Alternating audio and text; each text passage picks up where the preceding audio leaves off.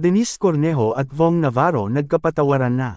Viral na viral ngayon sa social media ang paghingi di umano ng tawad ni Denise Cornejo kay Vong Navarro.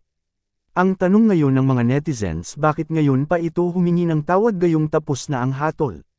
Super di umano ang pagsisi ni Denise Cornejo sa kanyang nagawa at sa mapait na sinapit nito sa loob ng piitan.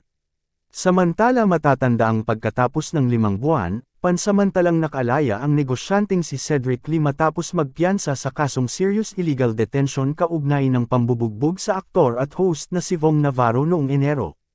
Hindi man nagpaunlak ng mahabang panayam, malaman ang naging sagot ni Cedric nang tanungin kung may mensahe ba siya kay Vong.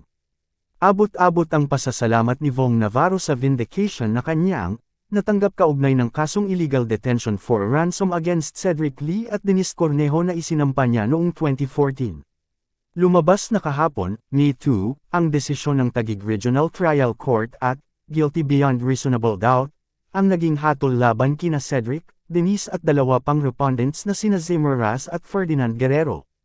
Hinatulan ang mga ito ng reclusion perpetua o habang buhay na pagkakakulong. Ang nasabing kaso ay matatandaang nag-ugat sa pambubugbog, paggapos, pananakot at pagdetine ng mga 4 na akusado kay Vong sa condo unit ni Denise sa Taguig City, noong Jan. 22, 2014. Sa It's Showtime kahapon ay emosyonal na nagpasalamat si Vong sa naging desisyon ng korte. Gusto ko munang kunin itong pagkakataon na to para po magpasalamat. Of course, maraming salamat, Lord, dahil lagi kang nakagabay sa akin. Sa rami ng pinagdaanan ko sa buhay nandyan ka.